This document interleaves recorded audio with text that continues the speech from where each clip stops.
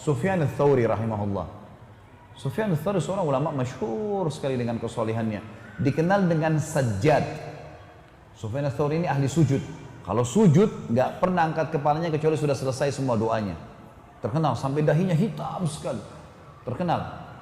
Sufyan ats-Tsauri ini saking alimnya, dia kebetulan sezaman dengan Atha bin Abi Rabah.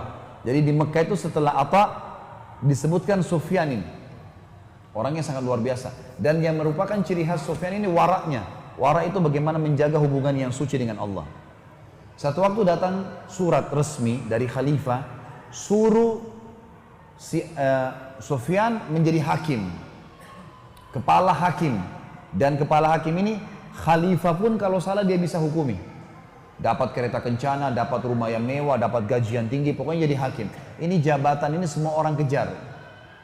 Waktu datang suratnya Amir Mukminin ke Sufyan, Sufyan balas kalau dia menolak. Nggak mau jadi hakim. Takut salah hukum, hari kiamat dihukum sama Allah. Nolak. Kata Amir Mukminin, harus walaupun dengan cara paksa. Paksa dia. Ini surat dengan surat ini.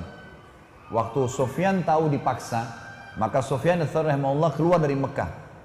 Tidak pakai kuda, jalan kaki. Jalan menuju ke selatan Jazirah Arab, menuju ke Yaman. Pergilah ke Yaman, dicari. Perjalanannya Sufyan ini 3 bulan jalan kaki ke Yaman. Jauh, berhenti, jalan lagi, begitu teruslah. Mereka cerita sampai ke Yaman lah, habis bekalnya. Dia dapat ada kebun-kebun kurma di situ, ada pemilik kebun kurma yang besar, didatangi sama dia. Saya musafir dari negeri Hijaz. Hijaz ini istilah Mekah sama Madinah, tapi dia nggak bilang Mekah atau Madinah, cuma bilang Hijaz, gitu kan. Saya butuh pekerjaan, bisa nggak saya bekerja di kebun anda ini? Kata orang itu, silahkan. Kalau mau kerja silahkan, nanti disepakati gaji sekian, gitu kan. Seperti itulah. Maka yang terjadi teman-teman sekalian, pada saat itu dia bekerja. Selama 3 bulan, tidak ada yang tahu kalau dia ini Sufyan ats-Tsauri. Waktu pemilik kebun tanya, siapa kamu ini? Pertanyaannya siapa kamu? Bukan siapa namamu ya.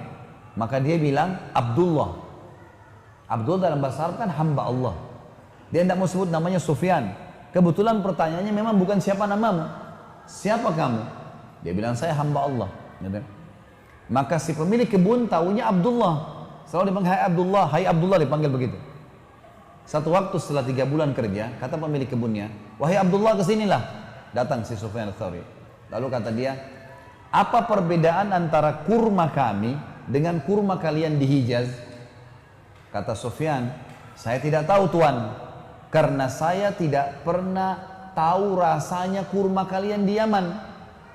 Kata pemilik kebun, kau 3 bulan kerja dengan saya, petik kurma, turunin kurma, sortir kurma, tidak pernah kau makan satu butir pun? Tidak pernah tahu rasanya?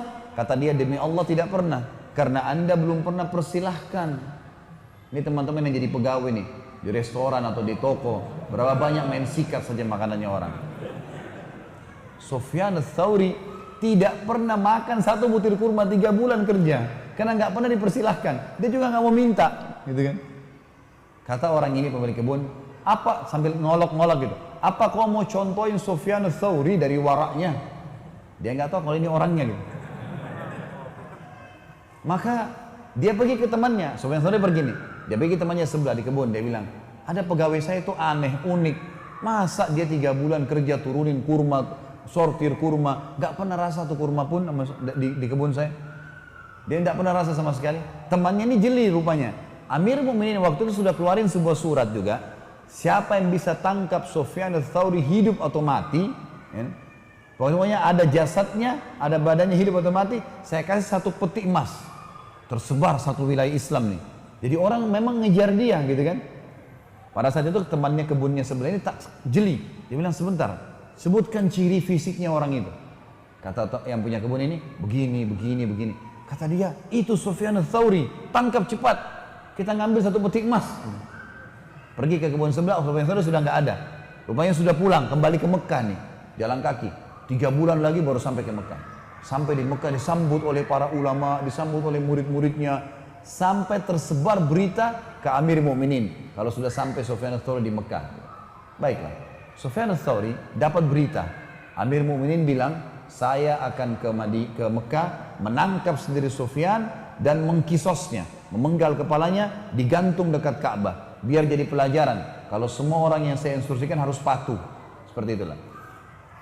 Kata teman Sufyan rahimahullah, dia bilang Sufyan waktu dengar berita itu, dia kebetulan masuk masjid dekat Ka'bah, Masjid Haram, lalu dia sholat 2 rakaat.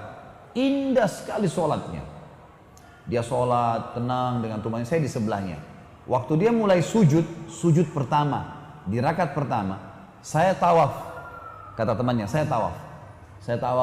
Waktu saya selesai tawaf pertama, saya lihat dia sederetan dengan Hajar Aswad, masih sujud. Saya tawaf lagi yang kedua, masih sujud. Tawaf ketiga, masih sujud. Sampai tawaf saya selesai 7 kali. Sudah saya tawaf 7 kali dan waktu itu lagi ramai, dia bilang. Saya tawaf 7 kali, saya lihat Sufyan ats-Tsauri masih sujud. Lalu saya duduk di sebelahnya. Dan ternyata itu adalah sujud pertamanya di rakaat pertama. Sebab waktu saya duduk sebelahnya, dia masih duduk di antara 2 tahiyat, dia sujud lagi yang kedua. Lamanya seperti itu. Berdiri rakaat kedua, sujud lagi 2 kali, berarti ini baru sujud pertama tadi. 4 kali sujud, lamanya luar biasa. Dia bilang, selesai itu, dia pun berdiri, lalu kemudian dia pergi ke dekat Ka'bah, dia memegang tali Ka'bah sambil mengatakan, saya bersumpah atas namamu ya Allah, jangan buat Amir Mu'minin masuk ke Mekah. Kata Sufyan ats-Tsauri.